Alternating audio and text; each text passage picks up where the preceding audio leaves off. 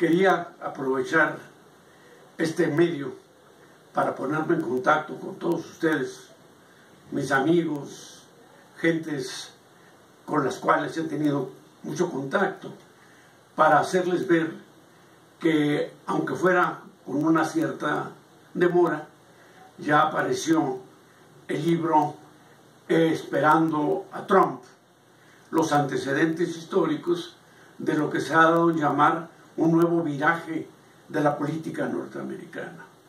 Efectivamente, ha sido una posición, tanto de los medios como de diferentes entes, afirmar que lo que ha sucedido con Donald Trump representa un fenómeno nuevo, completamente diferente en la historia de los Estados Unidos. Creo que precisamente este texto trata de señalar que quienes esperan a Trump son varias generaciones que desde los tiempos coloniales en realidad abrigaron un concepto de la política interna y la política exterior vinculado a la Biblia, vinculado a lo que hoy se podría llamar el fundamentalismo o el integrismo.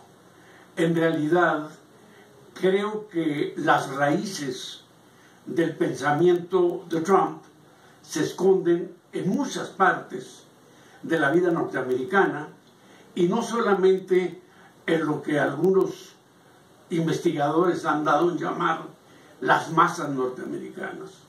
Porque en efecto, se habla de una white trash, de un deep south, en el cual son justamente los campesinos blancos, las personas de una notable ignorancia, las que aprueban el mandato de Trump.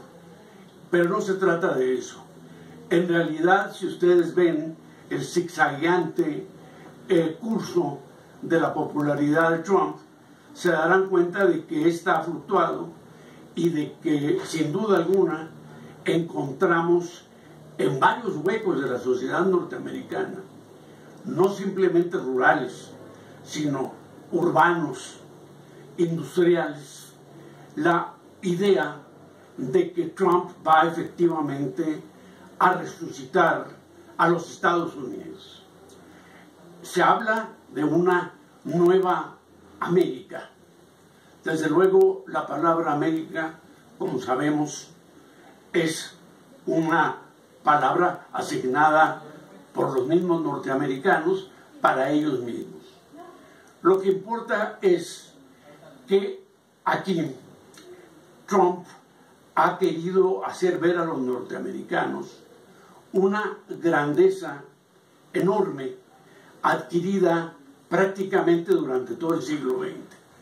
Lo que Henry Luce, un célebre editor norteamericano, llamó el siglo americano.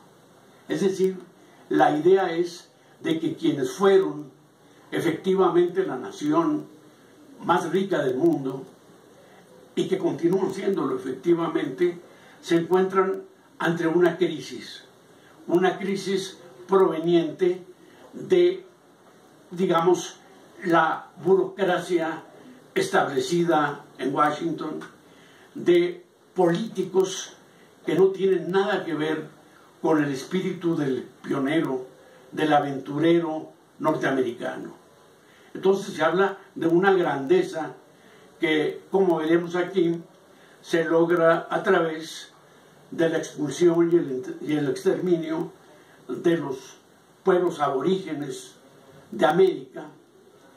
Se habla también de cómo la esclavitud fomentó efectivamente la riqueza del sur norteamericano, de cómo la idea del oeste norteamericano creó el gran mito de una frontera abierta y que en realidad dependía básicamente de la voluntad de los directivos norteamericanos para su expansión. Esto desde luego fue creando la idea de un norteamericano que se llamó a sí mismo nativo, un nativismo que en realidad no tenían nada que ver con ser pobladores originarios. En realidad ellos mismos se asignaron esa condición para diferenciarse tanto de la inmigración europea que a finales del siglo XIX empezó a llegar, como de las demás poblaciones que en ese tiempo habitaban los Estados Unidos. Y me refiero principalmente, desde luego, a México. Con ello, el protestantismo emprendió una cruzada contra el catolicismo asignado a la población mexicana, contra el tribalismo o el orientalismo casi de las poblaciones chinas que llegaron a la construcción de los grandes ferrocarriles. Y desde luego aquí tratamos de ver cómo la religión protestante fue incrustándose también en lo que se llamó la ciencia, en particular el darwinismo social, y dio lugar entonces a una enorme literatura racista que perdura hasta nuestro tiempo.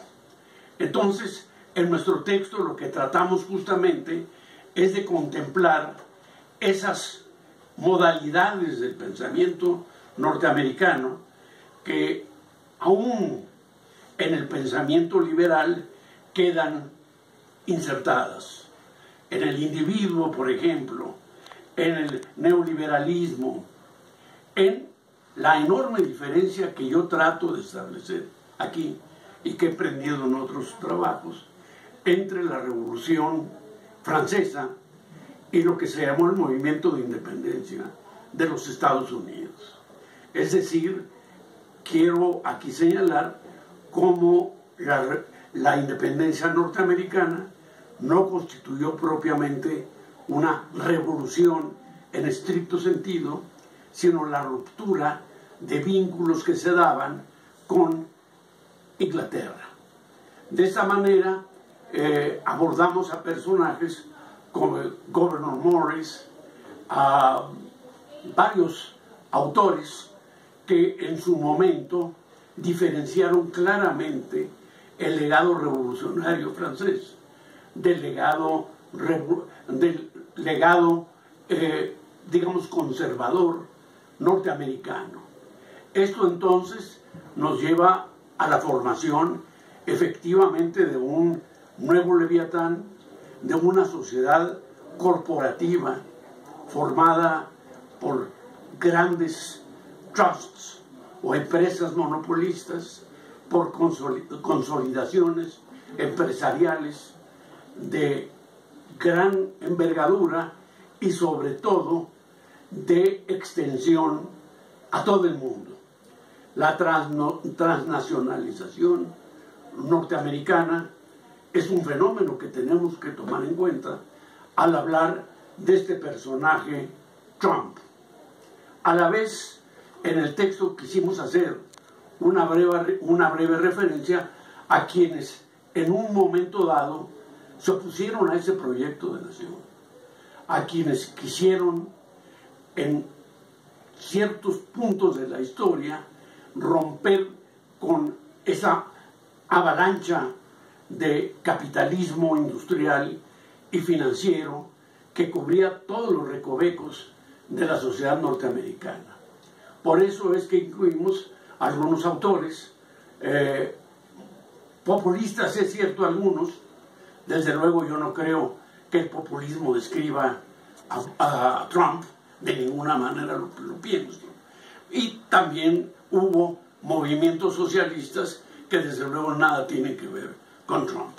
De manera que el libro en realidad invita a reflexionar sobre cuáles son las características específicas del fenómeno capitalista internacional que en estos momentos predomina en los Estados Unidos y al parecer predomina en todo el mundo. Y es por eso que creo que el texto pueda ayudar a que recapturemos algunos instantes de la vida norteamericana y podamos hacer una evaluación por nosotros mismos. Creo que valdría la pena que efectivamente empecemos a razonar con más cuidado y a no ver en Estados Unidos fenómenos que suceden de repente. La sociedad norteamericana, creo, es en buena medida predecible. Quizás no tanto en lo que toca armamentismo y lo demás, pero como sociedad creo que debería ser estudiada por todos. De manera que yo los invito a ver este libro. Hoy mismo entra ya en circulación en librerías del centro de la ciudad. Procuraremos hacer algunos envíos a España, a Italia y desde luego a lo que podría ser la capital del mundo, que es la ciudad de Chihuahua y Juárez, Chihuahua también. Procuraremos que ahí se encuentre en las bibliotecas y que de alguna manera sea toda la sociedad la que en un momento dado pueda interpelarme, desde luego, y pueda añadir algún tipo de dato extra a su conocimiento de los Estados Unidos. Muchas gracias.